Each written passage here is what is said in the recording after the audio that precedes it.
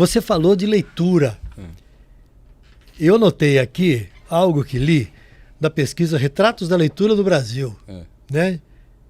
Feito pelo Instituto Pro Livro, que registrou que o evangélico lê em média 7,1 livros por ano. É bem mais do que a média do brasileiro comum, que acho que é de 4 e poucos livros por ano, né? E li também que os livros sobre religião só vendem menos que os didáticos. E livros sobre religião que vendem são esses que você estava citando, né? E é incrível, a leitura da Bíblia, ela acaba sendo o ponto de partida para a pessoa ler outras coisas, ou a pessoa acaba se fixando na Bíblia, nas suas várias versões, nos seus vários objetivos, e a Bíblia acaba sendo o livro da vida. Eu falo livro da vida como forma de passatempo, como forma de aprendizado, como forma de experiência que a gente tem quando lê alguma coisa, né? Eu tenho uma amiga querida que se alfabetizou tardiamente depois de ter entrado para a Assembleia de Deus. E ela se ressente, a gente conviveu muito, né? Ela se ressente e fala, poxa, eu só consigo ler a Bíblia, né? E eu tenho a impressão que a experiência dela como leitora é uma experiência híbrida, né? Ela continua sendo alguém que vive no mundo da oralidade, né? Se a gente fala do analfabetismo, parece que falta uma parte dela, mas não, ela vem de um outro universo, que é um universo em que é a palavra falada e não a palavra escrita que vale, né?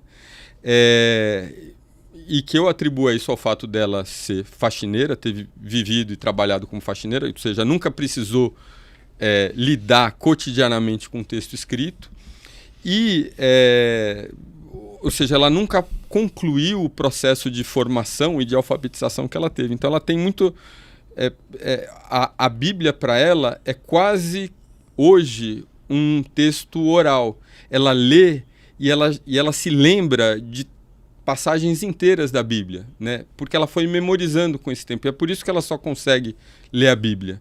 Agora, o que a gente vê com frequência, principalmente com as pessoas mais novas, muitas vezes que nascem dentro de famílias evangélicas, é que essa disciplina dentro de casa e dentro da igreja, horário para isso, horário para aquilo, ela acaba se desdobrando, não necessariamente, pode ser, né, para a leitura de outras coisas, mas muitas vezes em outros tipos ou uma perspectiva maior de continuar na escola, eventualmente indo para a universidade. E aí sim o livro se transforma em outras coisas.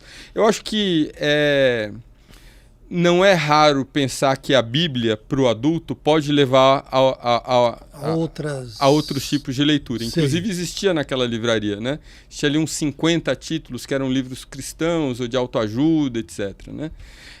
Mas eu acho que enquanto fenômeno, né, importante de ser notado, mais do que essa mudança da Bíblia para outros livros, é a mudança da família que vem de um contexto em que o texto escrito não está presente para um contexto em que o texto escrito está muito presente, né? Trabalhando ou num escritório, usando planilha, usando computador, né? E isso passa, sim, pelo fato dessa pessoa ter a Bíblia como uma ferramenta do dia a dia, ou seja, a palavra escrita está ali, né? É muito interessante. Eu fiquei surpreso com essa informação na pesquisa, porque a gente tem o costume de falar, o brasileiro lê pouco, mas na hora que você dá os cortes na pesquisa e vê quem lê e quem lê mais e faz comparações, você acaba descobrindo algumas coisas, como por exemplo isso. Né? Impressionante. Esse dado da leitura é uma coisa que eu pretendo em algum momento escrever sobre, porque ele, acho que talvez melhor do que qualquer outro exemplo, ele mostra como o mundo evangélico é um mundo à parte do Brasil, né? Principalmente aos brasileiros como nós, que não somos evangélicos e somos das camadas médias e altas, né? E aí eu acho que está o grande desafio do Brasil hoje, né? O desafio de empresas, o desafio de governos, o desafio do terceiro setor, é que as pessoas que estão em cargos de liderança, elas desconhecem o alfabeto básico para entender de religião. Ou seja, é um espaço que existe e onde cresce e viceja e prospera, principalmente no âmbito dos negócios, muita coisa. Então, a quantidade de livros, se a gente for pensar não em leitura, mas em consumo, em compra, a quantidade de livros que é publicada e vendida dentro desse espaço é várias vezes maior do que aquela vivida e vendida e que circula entre intelectuais. Não que intelectuais leiam menos, mas que nós somos um cisquinho no olho comparado com o resto do Brasil. Ou seja, o dado que eu tenho do INAF, se eu não me engano, que mede o analfabetismo funcional, é que 12% do Brasil está treinado para ler livros. Porque não existe o analfabeto e o alfabetizado. São graus, né? Uhum. Tem o cara que não sabe nada. Tem a pessoa que sabe desenhar o nome. Daí tem a pessoa acima que sabe ler palavras com dificuldade. Daí tem a pessoa que já consegue ler frases inteiras. Mesmo a pessoa que tem um bom treinamento para ler, o livro é um desafio, porque o livro é uma maratona de atenção.